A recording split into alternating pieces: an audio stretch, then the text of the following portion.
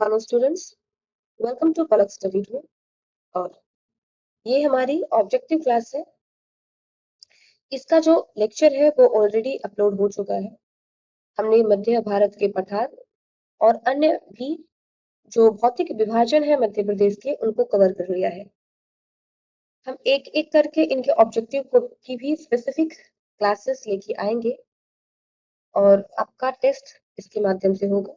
आपने कितना अच्छे से पढ़ा है, मैं मेक श्योर कि आपको इससे ज्यादा कहीं पे जाके ऑब्जेक्टिव सॉल्व करने की आवश्यकता नहीं पड़ेगी, क्योंकि आप लोग कोर जो है उन सब को जो है वो क्वेश्चन के माध्यम से सॉल्व कर लेंगे।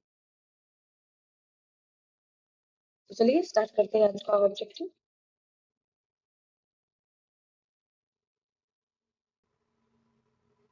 तो हमारा जो पहला प्रश्न है कि मध्य भारत का पठार मध्य प्रदेश के किस प्रमुख भौतिक विभाग का हिस्सा है।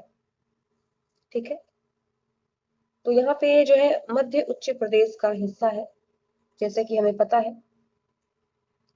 कि हमारे तीन जो है वो फिजिकल डिवीजन है। कितने? तो हमारे तीन जो है वो फिजिकल डिवीजन हमें मिल जाएंगे देखने को। बेसिक, तो ये वाला जो एरिया आपको मिलेगा देखने को, ये है मध्य उच्च प्रदेश। ठीक है, ये वाला जो एरिया है वो आपको मिल जाएगा मध्य उच्च प्रदेश के रूप में। और इसी के अंतर्गत हम देखेंगे कि हमारे जो है 5 सब डिवीजन आते हैं। तो सेंट्रल हाईलैंड के अंतर्गत 5 डिवीजन कौन से हैं? मध्य भारत का पठार, उसके बाद हम देखते हैं तो मालवा प्लेटू मिल जाएगा। ठीक है, नर्मदा सोन वैली आपको मिल जाएगी। इसी में मिल जाएगा आपको रीवा पन्ना का पठार मिल जाएगा। और फिर मिल जाएगा एक बुंदेलखंड प्लेटू।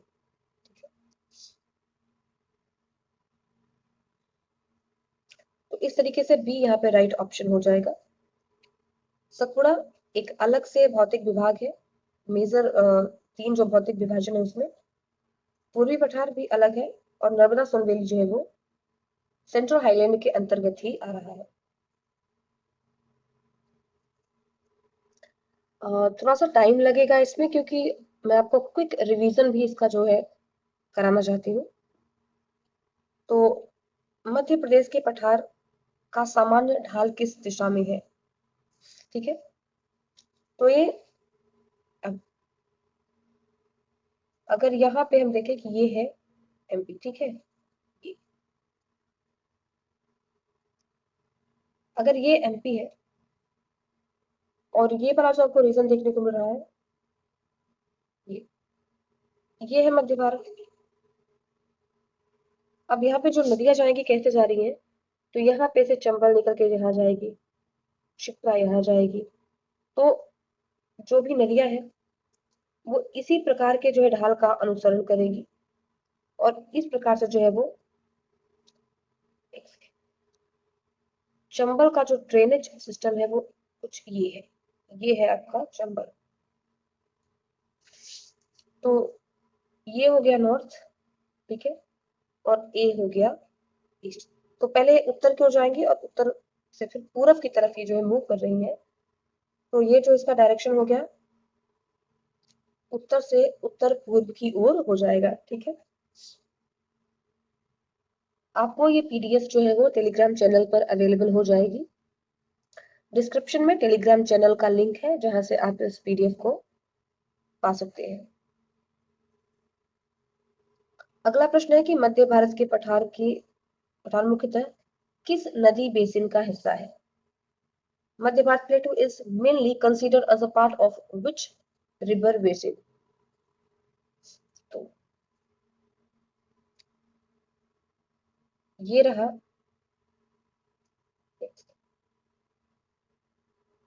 ये है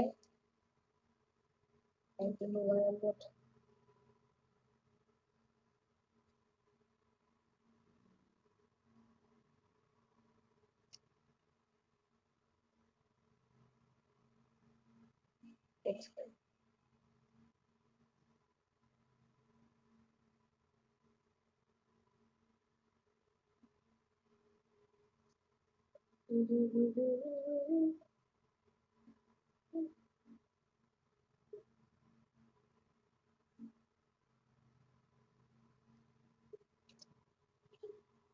आपका एक रफली मैप है इंडिया का।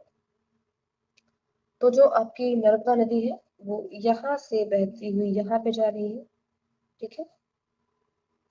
इसके बाद जो अगली नदी है गंगा है, जो यहाँ यहाँ से निकलती हुई यहाँ पे जाएंगे। फिर एक नदी है ताप्ती, जो कि यहाँ से निकलती हुई ये, और अगली जो नदी है वो गोदावरी है, जो यहाँ यहाँ पे एक जगह है ब्रह्मगिरी की पहाड़ियाँ। ब्रह्मगिरी की पहाड़ियाँ नहीं, त्र्यंबकेश्वर की पहाड़ियाँ यहाँ से निकलती है ये गोदावरी और इस दिशा में जाएगी, ठीक है। मध्य भारत का पटल कहाँ है? यहाँ एमपी में स्थित है। तो एमपी से जुड़ी हुई यहाँ पे आपको 3 नदियां मिल जा रही है, ठीक है। तो किस नदी का हिस्सा बनेगा मध्य भारत? ताप्ती नहीं बनेगा, क्योंकि ताप्ती जो है वो नर्मदा में है। नर्मदा बेसिन जो है वो अलग से ही नर्मदा घाटी का हिस्सा है, तो मध्य भारत के पठार में तो आएगा नहीं। क्योंकि जब हम बात करते हैं एमपी की, तो ये जो है वो, और यहाँ पे ये वाला हिस्सा जो है वो मध्य भारत के पठार के अंतर्गत आता है। गोदावरी, तो जो गोदावरी नदी है वो कहाँ जाएगी? महाराष्ट्र की तरफ है। ताप्ती बेसिन महाराष्ट्र और मध्य प्रदेश में है। तो ये जो यहाँ का रीजन है, क्योंकि गंगा तो कहाँ चली जाएगी, नर्मदा नदी यहाँ पे है, ताप्ती यहाँ पे है। यहाँ पे तो चंबल है, और चंबल का जो नाम है इसमें है नहीं। चंबल यमुना में जाके मिलेगी, यमुना गंगा में आके मिलेगी, तो इस तरीके से गंगा बेसिन का हिस्सा हो जाएगा।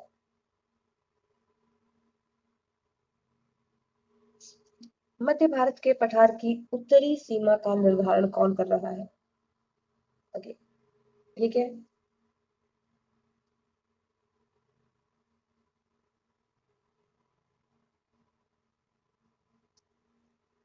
ये है हमारा एमपी का मैप, और इसमें हम देखेंगे कि जो मध्य भारत का पठार है वो इस ये वाले रीजन में जो है फैला हुआ है, ठीक है। ये यहाँ वाला जो रीजन है वो आएगा।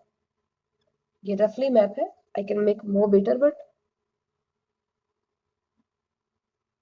आपको समझने के लिए इतना काफी है। यहाँ पे है ये, ठीक है। इसकी कौन सी सीमा पूछा है?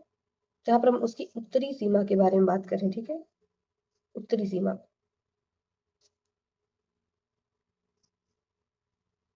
ये हो गई इसकी उत्तरी सीमा, ठीक है। ये तो यहाँ पे क्या है देख लेते हैं। क्या यहाँ पे नर्मदा घाटी होगा? क्योंकि नर्मदा नदी तो यहाँ पे है, तो ये तो दक्षिण की तरफ हो जाएगा, ठीक है। क्या यमुना का मैदान हो सकता है? ठीक है, ऑफकोर्स ये यहाँ पे है। यहाँ से हमें पता है कि चंबल नदी जा रही है, तो यहाँ से जा रही है चंबल नदी और मिल जाती है यमुना में। तो यहाँ ऊपर की तरफ हमें क्या मिल जाएगा देखने को? यहाँ पे मिल जाएगा यमुना, यमुना प्लेन मिल जाएगा।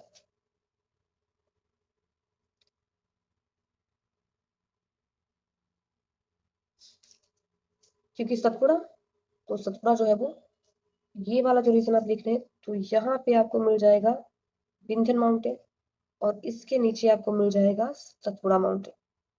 तो मध्य भारत से तो दोनों ही दक्षिण में जाएंगे।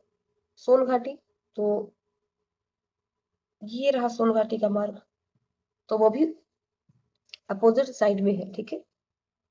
तो बस एलिमिनेशन इतनी आसानी से हो जाएगा जब आपने मैप के थ्रू चीजों को पढ़ा होगा। और हमने अपनी क्लासेस में बहुत ही अच्छे तरीके से मैप के माध्यम से आपको सारी चीजें अच्छे से समझाई हुई है।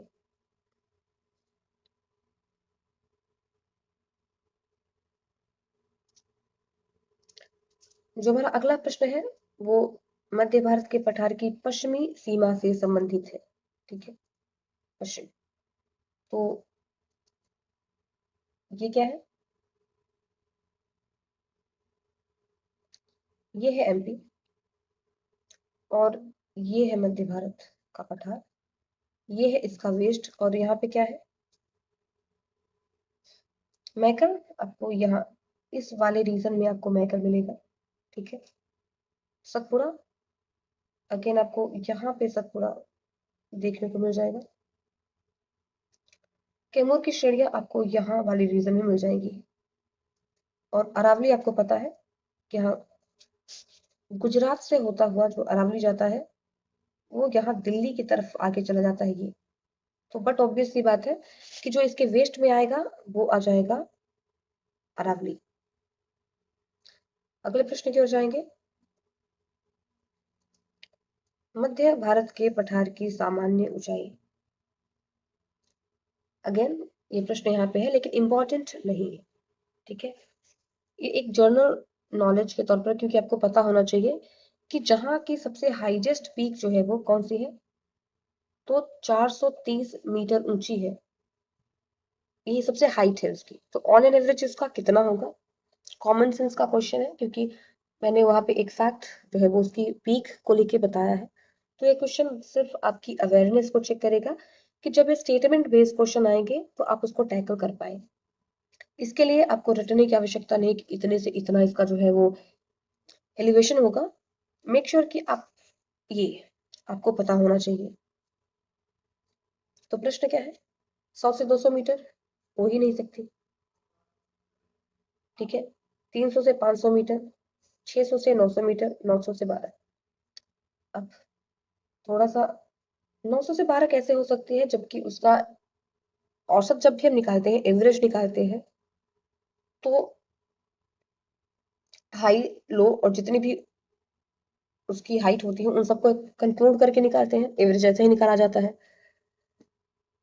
तो इसमें से इसका तो हाईएस्ट यहाँ पे है, तो ये कहाँ से आएगा, 600 से 900 मीटर, ये भी पॉसिबल नहीं है। तो क्या पॉसिबल है कि 300 से लेके 500 मीटर जो है इसका ऑन एन एवरेज आपको जो है देखने को मिल जाएगा। इसका जो 300 से 500 मीटर इसका ऑन एन एवरेज आपको देखने को मिलेगा। सो कभी भी अगर स्टेटमेंट के बेस पे ये क्वेश्चन आए तो आप उसको इस आधार पे टैकल करेंगे, ठीक है। यहाँ पे नहीं कि यहाँ आपकी नॉलेज नहीं पूछी जा रही कि आपने रटा है या नहीं रटा है, यहाँ पे आपका बेसिक टेस्ट है कि आपको एवरेज निकालना आता है नहीं आता। और अगर आपको पता है कि किसी भी क्षेत्र की जो है वो हाईएस्ट पीक क्या है तो आपको उसके एवरेज का आइडिया आपको लग जाता है उससे। So let's go to the another. चलो, मध्य भारत के पठार का क्षेत्रफल कितना है, तो ये अगेन आपको रटना ही पड़ेगा। 32,896 वर्ग किलोमीटर, 32,896। आप ये जो आपको दिख रहा है ये वाला, ये क्या है, 88,222, ये मिल जाएगा आपको।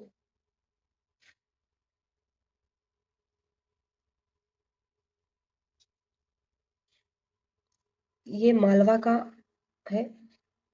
86,000 की जब बात करते हैं इस वाले इसकी, तो ये आपको मिल जाएगा नर्मदा सोन वैली का। जबकि 23,733 जो है वो ये जो है वो बुंदेलखंड का एरिया है। जब आप बार बार उसको पढ़ते हो ना तो आपको इमीडिएट भले ही याद ना आए, बट आप देखोगे तो आपको याद आ जाएगा, अच्छा नहीं ये किसका है। मध्य प्रदेश के कुल क्षेत्रफल में मध्य भारत कितना एरिया कवर करता है, ठीक है। तो अप्रोक्सीमेटली उसका जो परसेंटेज है वो कितना होगा, तो ये है 10.7%। 10.7%। ये किसका है, ये है मालवा का। ये किसका है, ये है बुंदेलखंड का। ये किसका है, ये है नर्मदा, ये नर्मदा सोन वैली का है। वहीं जब बात करते हैं बघेलखंड की तो इसका केवल 7%, 6.99% आ जाता है। अगले प्रश्न की ओर चले। कि निम्नलिखित में से कौन सा जिला मध्य भारत के पठार से संबंधित नहीं है? ठीक है, वेरी इंपॉर्टेंट क्वेश्चन, इसीलिए नहीं कि पीसीए पूछ सकता है या नहीं, बट इसलिए कि ये आपकी बेसिक जो नॉलेज है वो यहाँ पे टेस्ट करेगा। तो as we know कि ये है एमपी, ठीक है। ये अगर आपका मध्य प्रदेश है तो अनूपपुर कहाँ है? इस वाले एक सेकेंड, यहाँ पे आएगा आपका अनूपपुर, ये ठीक है। मंडला तो यहाँ पे आ जाएगा, अप्रोक्सिमेट दिख रहे हैं हम। बालाघाट यहाँ पे आ जाएगा, ये वाला रीजन है जो हम देखते हैं कि छत्तीसगढ़ और महाराष्ट्र दोनों के साथ जो है बाउंड्री शेयर करता है। as we know that हमने पहले भी क्लासेस में इसको बहुत अच्छे से डिस्कस किया है। और ये है फिर हमारा ऑप्शन मंदसौर, क्योंकि हमको पता है, हमने मैप में अच्छे से समझा है कि ये रीजन है मध्य भारत का पठार, और जो यहाँ पर स्थित है नीमच के नीचे मंदसौर, ये तो बट ऑब्वियस सी बात है कि मंदसौर जो है वो हमारा यहाँ पे ऑप्शन हो जाएगा राइट। कुछ भी नहीं रटना है, कुछ भी आपको रटना नहीं है। अगर आपने एक बार क्लासेस देखी हुई है तो बिलीव मी, आप सीधे इस टेस्ट को लगाने बैठे और पॉज करें और अपना आंसर दे। एक भी क्वेश्चन जिसने क्लास अटेंड की है उसका गलत नहीं हो सकता। निम्नलिखित में से कौन से जिले मध्य भारत के पठार से संबंधित है? बट ऑब्वियस मंदसौर, क्योंकि यहाँ पे अवस्थित है। सेकेंड नंबर पे क्या है? नीमच, ठीक है। फिर ग्वालियर और गुना, ये रहा मंदसौर, यहाँ पे है नीमच, ये रहा। ये वाला जो रीजन आ जाएगा, एक सेकेंड, ये यहाँ पे आपको मिल जाएगा गुना, और यहाँ पे आपको मिल जाएगा ग्वालियर, क्योंकि एक लैंड लॉक्ड है या भू-आविष्ठित है जिला है, किसी भी अन्य राज्य के साथ बाउंड्री शेयर नहीं करता। तो ये जो आपको रीजन दिख रहा है ऑलमोस्ट, ये जो है वो मध्य भारत के पठार का ही रीजन है। तो ये डी यहाँ पे जो है वो राइट ऑप्शन आपका हो जाएगा। आपको प्रश्न इसलिए नहीं मानना कि मैंने कहा ये होगा, मैं आपको दिखाऊंगी कैसे ये है, और आपको भी इसी तरीके से एलिमिनेट करके अपने आंसर को पाना है। मध्य भारत के पठार को किस अन्य नाम से जाना जाता है? तो ये चंबल का उपाध्य प्रदेश हो जाएगा। हमने मल्टीपल टाइम्स देखा है कि जब भी हम बात करते हैं किसकी, हम बात करेंगे मध्य प्रदेश को लेकर, तो यहाँ से निकलती है चंबल नदी और इस प्रकार के मार्ग का अनुसरण करती है। यहाँ से आती है यमुना नदी और इसमें ये जाके मिल जाती है। यहाँ से आती है एक नदी जिसका नाम है गंगा, जिसमें जाके यमुना मिल जाती है। ये प्रयागराज की जगह है, ठीक है। तो अब सोन आपको कहाँ मिलेगी? सोन आपको यहाँ मिल जाएगी जाती हुई, जो कि यमुना में डायरेक्ट। नर्मदा यहाँ है, और मध्य भारत का जो पठारी एरिया है वो कहा जाएगा, तो वो ये वाला जोन है, ठीक है। ये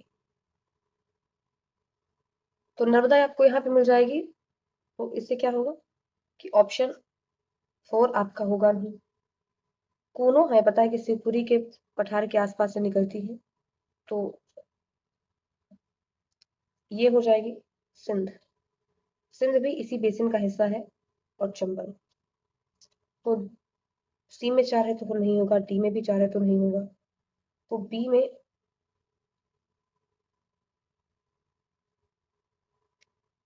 1, 2 और 3, ये जो है वो मध्य भारत के पठार से संबंधित नदियां हैं। चंबल मुख्य नदी है, सिंध भी, यहीं से गुजरती है और कोनो भी मध्य भारत के पठार में ही है।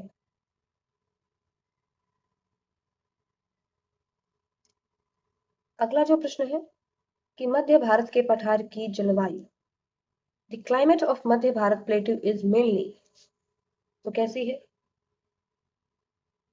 महाद्वीपीय प्रकार की है। कॉन्टिनेंटल क्लाइमेट यहाँ पर पाई जाती है, जैसा कि हमको पता है कि यहाँ पर सबसे गर्मियों में एक्सट्रीम और सर्दियों में भी एक्सट्रीम सर्दी देखने को आपको मिल जाती है।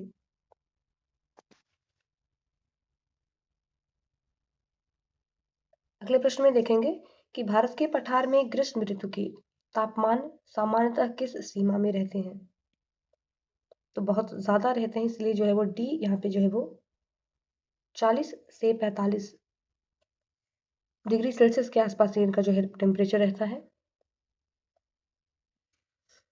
अगला प्रश्न है कि मध्य भारत के पठार में वर्षा सामान्यतः कितनी मात्रा में होती है? तो ये है 55 से 75 सेंटीमीटर। ये रहा। यहाँ पे हम देखेंगे थोड़ा सा वो हो गया, बट ये वाला जो रीजन है वो है मध्य भारत का। जब हम एक सेकेंड,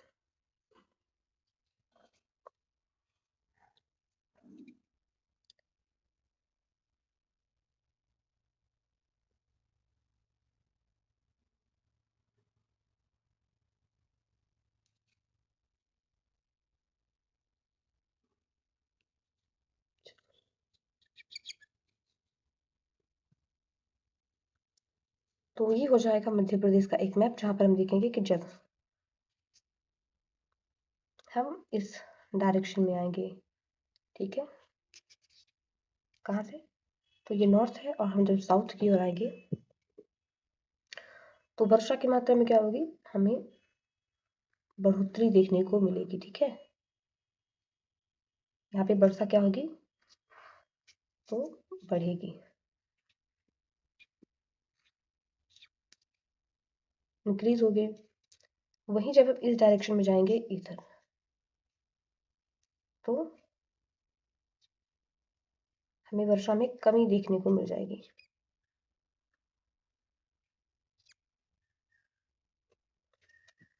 ओवरऑल इसका सिनेरियो क्या है कि ये जो पश्चिमोत्तर मध्य प्रदेश है, ये वाला रीजन, ये यहाँ पे जो वर्षा है वो कम मात्रा में होती है। ठीक है, और यहीं पे आ जाता है मध्य भारत का पठार 55 सेंटीमीटर। हमने देखा था कि जो गोहद नाम की एक जगह है भिंड में, मध्य प्रदेश का सबसे कम वर्षा वाला स्थान है ये। तो यहाँ पे वर्षा जो है वो सबसे कम मात्रा में होती है गोहद में। 55 से 75 सेंटीमीटर का जो है एवरेज रेनफॉल है। मध्य भारत के पठार में लगभग 55 सेंटीमीटर वर्षा वाला स्थान, तो यह है गोहद भिंड। सबसे कम यहाँ पे जो है वर्षा होती है, मिनिमम रेनफॉल वाला स्थान है मध्य प्रदेश का।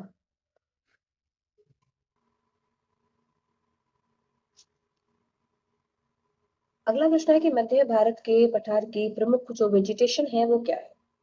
ठीक है, सदाबहार वन नहीं, मध्य प्रदेश में सदाबहार वन जो है वो नहीं पाए जाते हैं।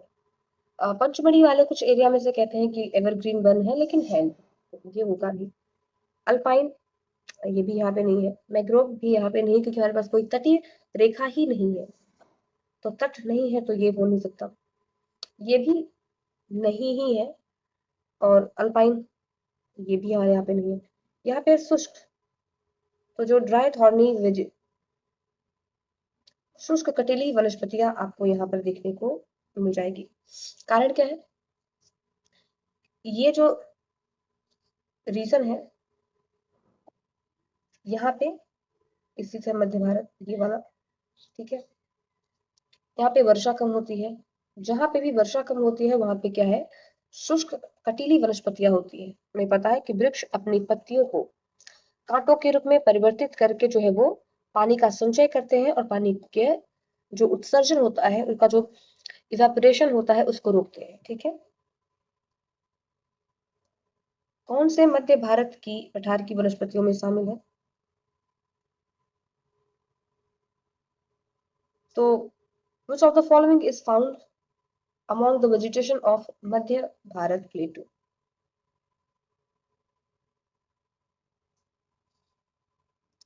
तो देवदार, चीड़ और फर, ये बहुत ही वर्षा वाले स्थानों में होने वाले हैं। तो यहाँ पे खैर है, जिससे कत्था निकाला जाता है, यहाँ की वनस्पति में शामिल है। बाकी तीनों जो है वो यहाँ के नहीं है। अगला प्रश्न है कि मध्य भारत के पठार की प्रमुख फसलें कौन सी है? सरसों, चाय, जूट, नारियल। चाय, आपको पता है कि चाय के लिए बहुत ज्यादा वर्षा की आवश्यकता पड़ती है। जूट के लिए भी बहुत पानी चाहिए होता है। और ये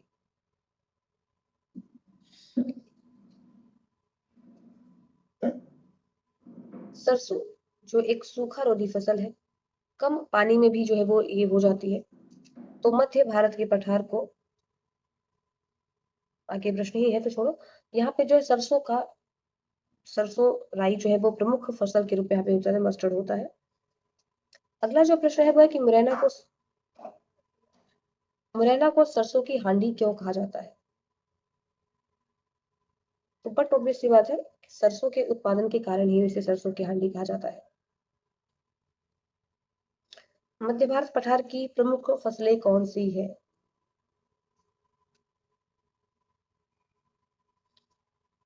अगला प्रश्न है कि निम्नलिखित में से कौन से खनिज मध्य भारत के पठार में पाए जाते हैं?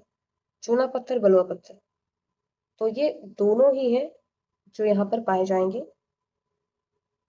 मध्य भारत के पठार की पश्चिमी सीमा किसके द्वारा बनाई जाती है?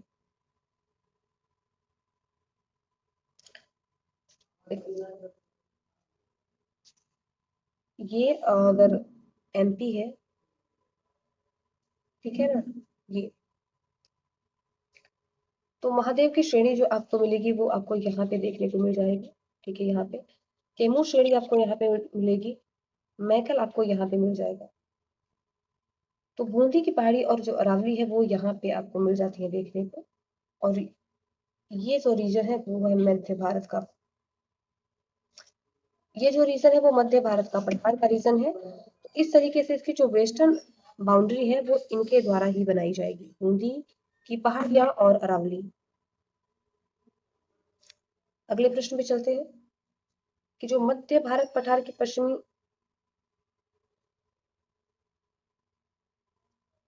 निम्नलिखित में से कौन से युग्म सुमेलित नहीं है?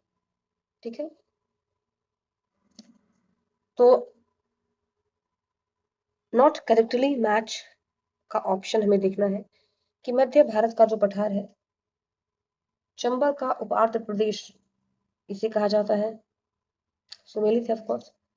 मध्य भारत के पठार में 300 से 500 मीटर की ऊंचाई है, ये भी सही है। मैंने देखा था कि 430 मीटर की एक चोटी है श्योपुर में, उंगरा चोटी, जो इसका सबसे हाईएस्ट पीक है। ठीक है, तो जो सबसे हाईएस्ट होता है उसके नीचे ही एवरेज जाएगा हमेशा। मध्य भारत का जो पठार है वहां पर कितना परसेंटेज है? तो 28.62% का एरिया ये कंटेन करता है। और यहाँ पर महाद्वीपीय प्रकार की जलवायु है। तो बट ऑब्वियस सी बात है कि ये जो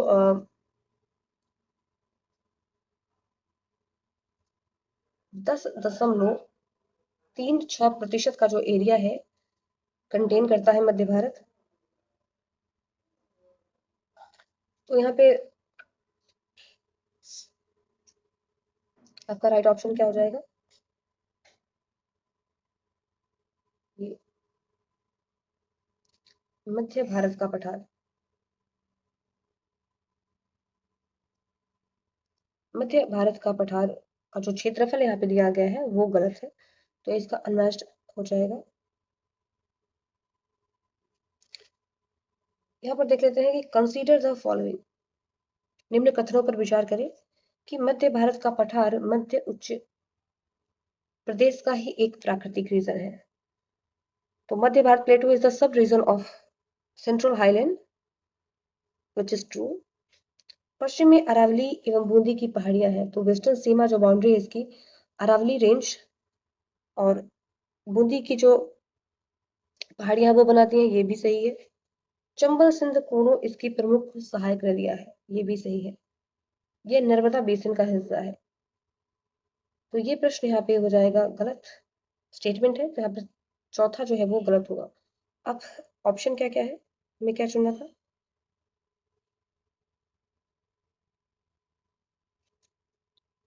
और 4 को छोड़ के 4, ये 1 2 3 यहाँ पर जो है वो करेक्ट ऑप्शन हो जाएंगे।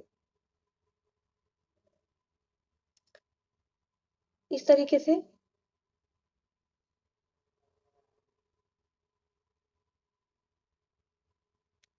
25 प्रश्नों का है जो हमारा सेट था उसको हमने देख लिया है। आई होप सारे क्वेश्चन आपको एक बार फिर से रिकॉल हो गए होंगे। हर प्रश्न पे हमने चर्चा की हुई है। So thank you for watching Palak study room. मिलते हैं अगले ऑब्जेक्टिव क्लास में और सारे विभागों को इसी प्रकार से हम देखेंगे। So thank you. Keep smiling, keep learning.